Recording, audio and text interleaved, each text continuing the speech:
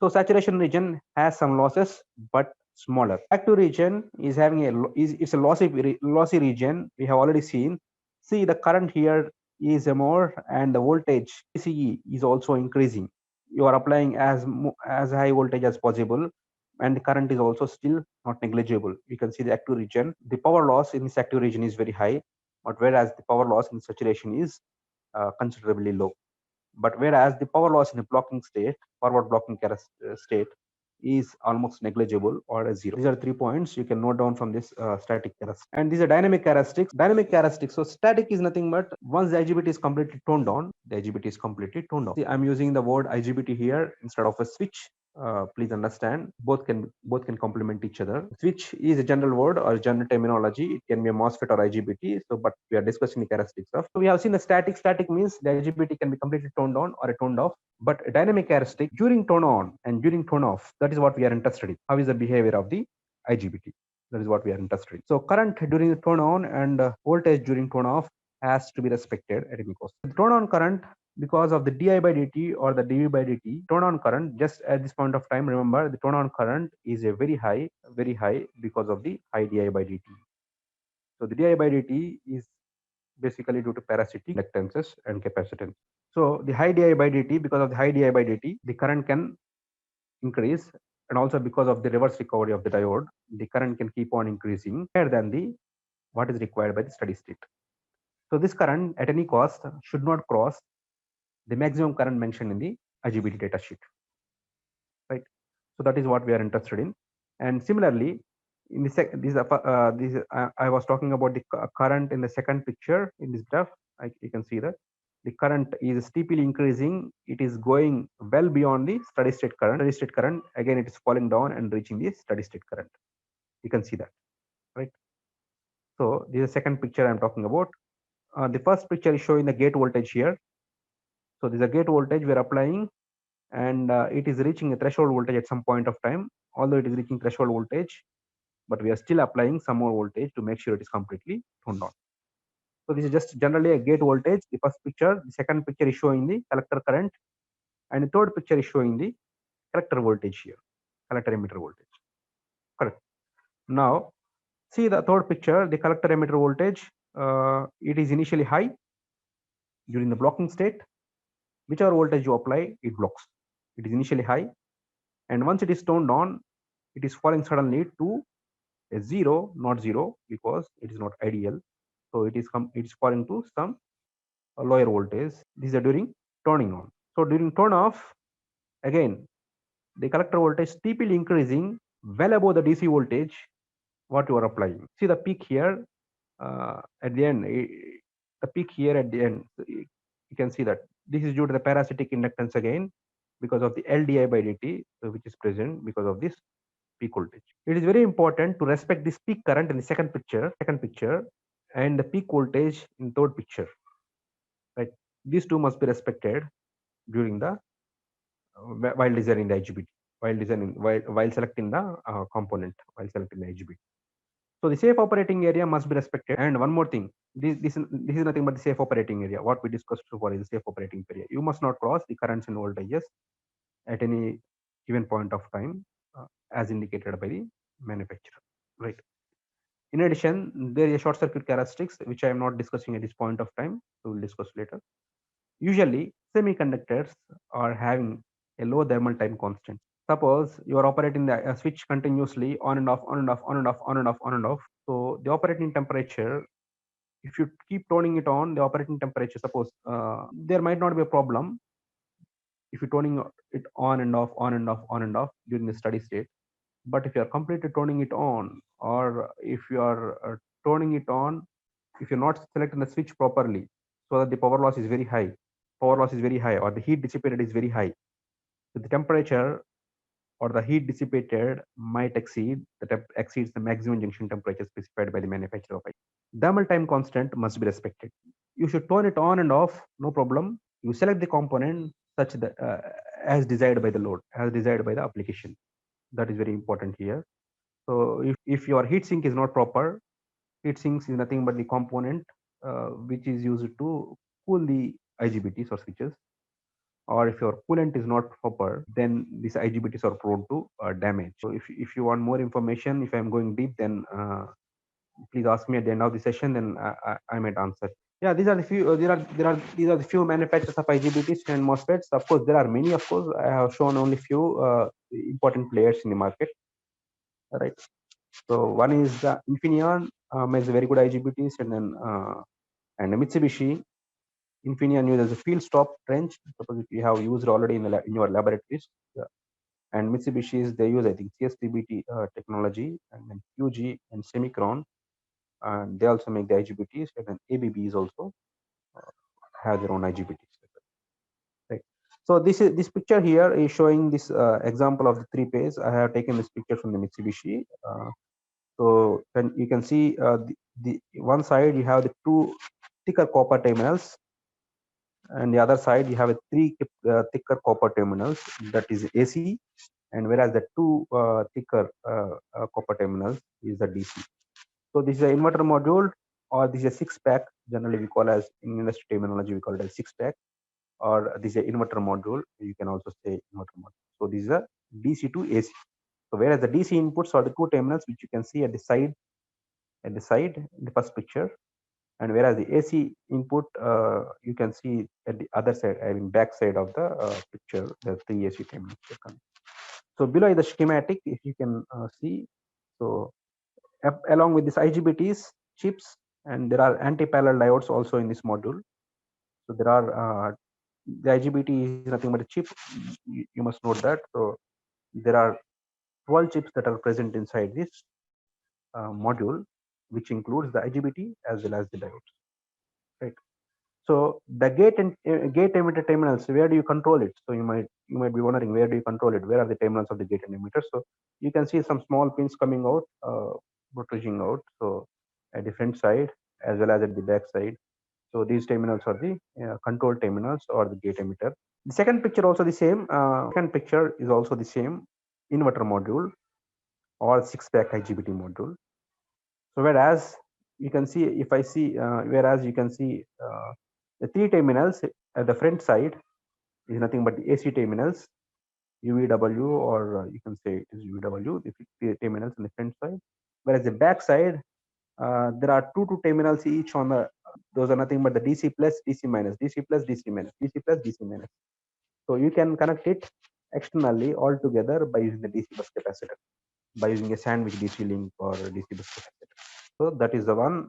So you can see at the back, the DC plus minus, DC plus minus, DC plus minus.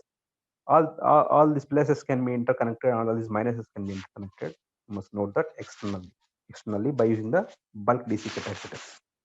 Usually the DC capacitors are placed at the DC bus to maintain the sleep DC voltage. Right, now the role of power electronics in electric vehicles. Yes. So electric vehicles, you all know electric vehicles is having electric motors, and these are different from the IC engines. IC engines is nothing but the internal combustion engines. What is existing today? You see the cars it now all running on the diesel and petrol vehicles, right? Petrol, and but these electric motors, the supply is electricity. So this electricity, usually you need a power electronics again to get the desired electricity or desired electric output uh, from the battery. You'll have a lithium ion battery here. This electric motor is propelled by the inverter or controlled by the inverter, a power electronics converter. Right. So inverter usually supplied with the DC electricity. Note, this is a battery source or a battery pack which is placed under the vehicle. Generally nowadays, I mean, you can see the cars, so the battery pack is placed under the vehicle at the bottom of the vehicle, right?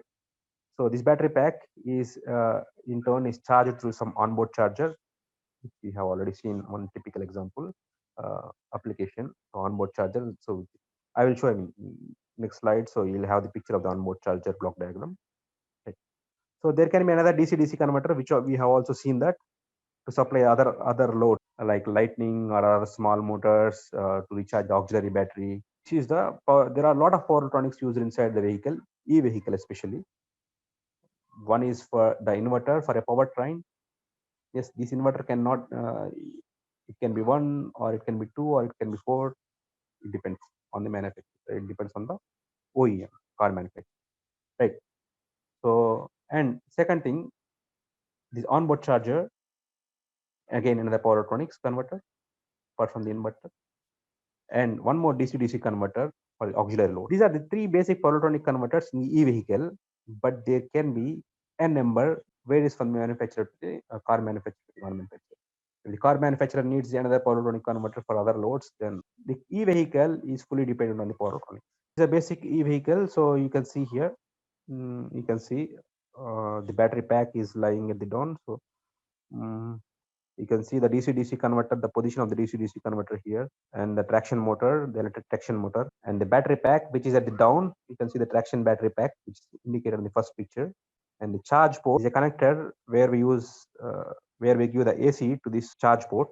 And onboard charger, you can see the placement of the onboard charger. That's the onboard charger, right? Small one, the bluish color one.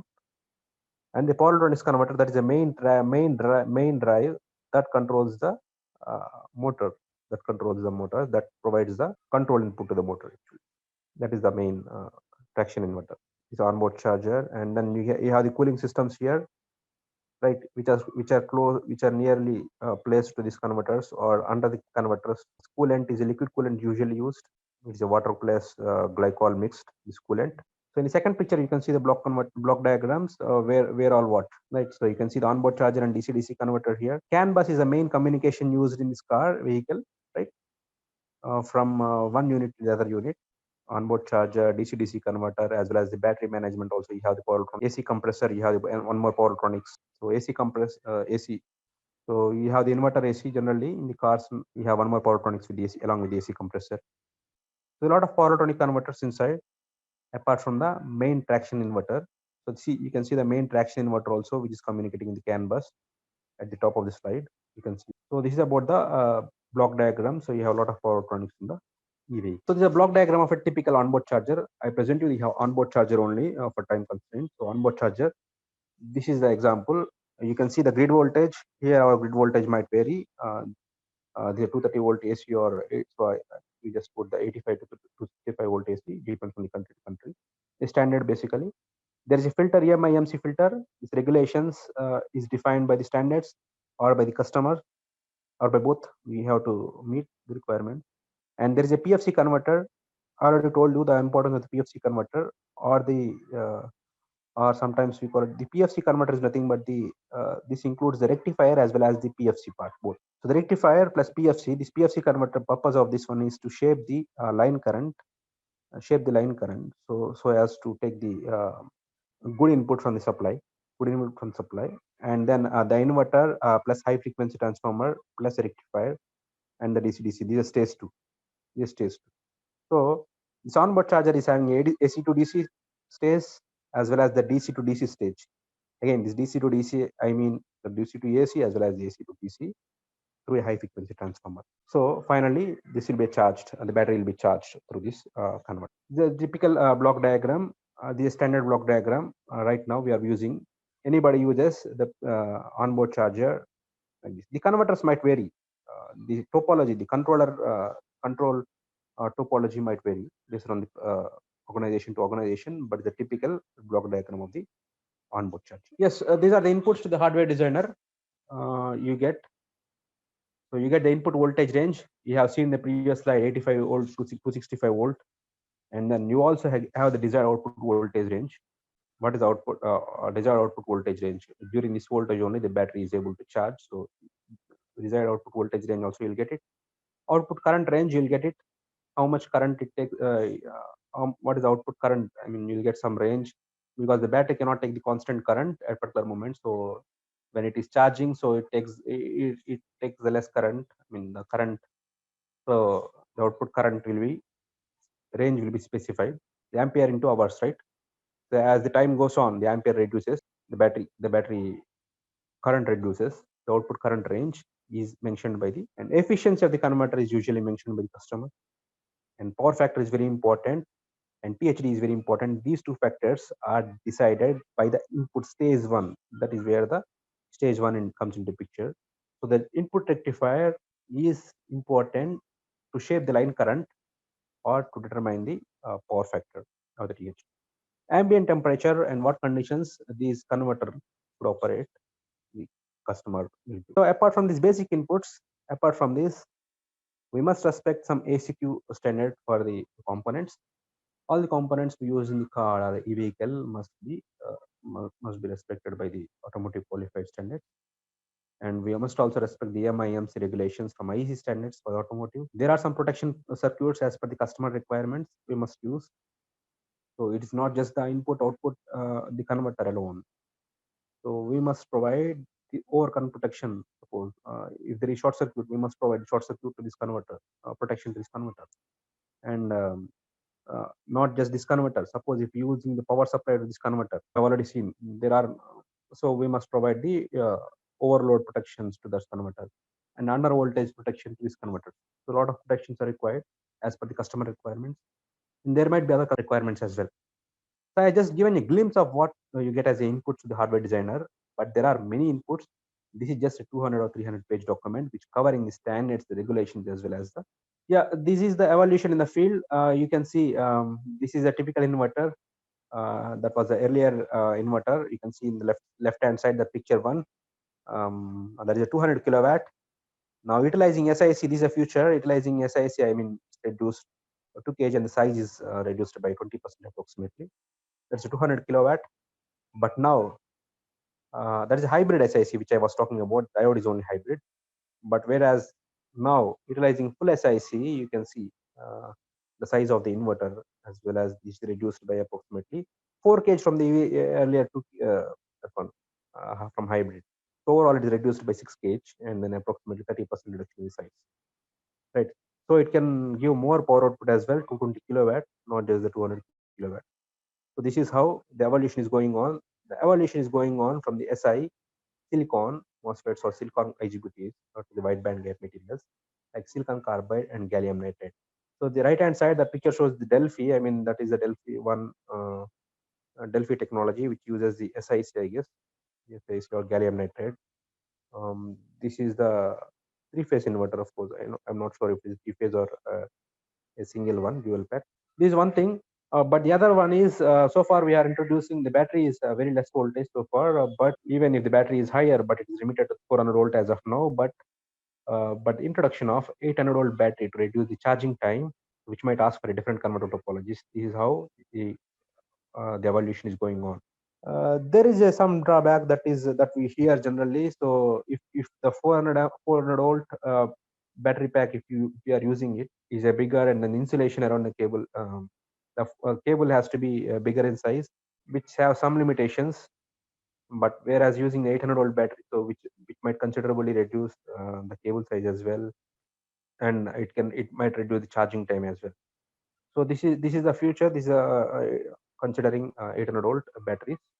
Yeah, improvement in the power module packaging. So I have already seen the previous slide, a Delphi package. You also have this thing. The power module package also keep on reducing. The chip size is reducing. The materials used inside the power module packaging is also. So I can say now, you can see now, Denso, this is a 2008 and now introduced by Toyota, so which includes the heatsink as well, I guess. And then Honda package is much smaller. You can see the Delphi in 2010, a single IGBT and diode package, not it's not a six pack. And Bosch also in 2013 and Mitsubishi 2014. So integrated all the six IGBTs and six pack IGBT or diode, which also include in the cooling fin or a heat, and it's a direct substrate cooling also. So this is how evolution of power module towards higher integration in the power density. Earlier we have the two dual packs, single IGBT and single diode. Now 6 IGBTs and 6 diodes in single package we can see along with the heatsink. There are some IGBT modules which also includes the gate drivers as well, which are called intelligent power modules or smart switches. We don't see that now, but we don't use often in automotive sector because of reliability issues. But in the industries, we do use that. IPM or intelligent power. Can you move to the next slide, please? Yes, your career path. Suppose if you are entering as a fresher, power electronics is not just subject itself, but you need to understand the different other subjects also. You need to have some grip on the analog circuits, although not deep. You need to have a basic of known semiconductor devices, just as we discussed for the switches. Just a brief introduction or all-round knowledge of all these subjects is necessary.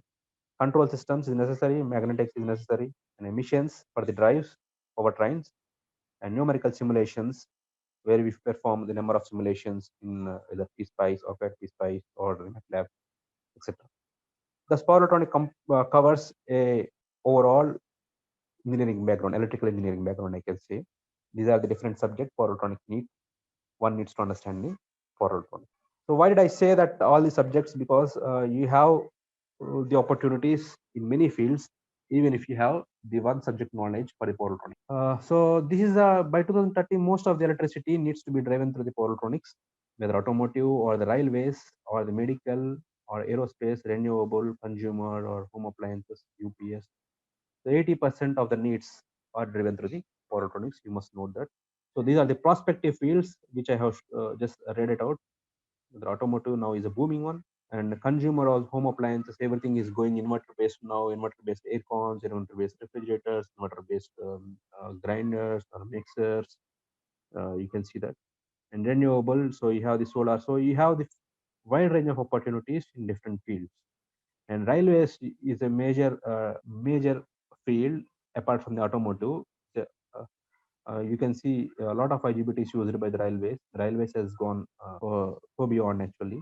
So these are the higher voltage IGBTs used. Higher voltage switches are used. Is a typical example, which uses 3.3 kV IGBTs or 6.5 kV IGBT. And medical, you have X-ray systems, MRIs, all needs power electronics. All needs power electronics. MRs, magnetic resonance, MRIs, and X-rays, everything needs a power electronics. Aerospace, you have a power electronics.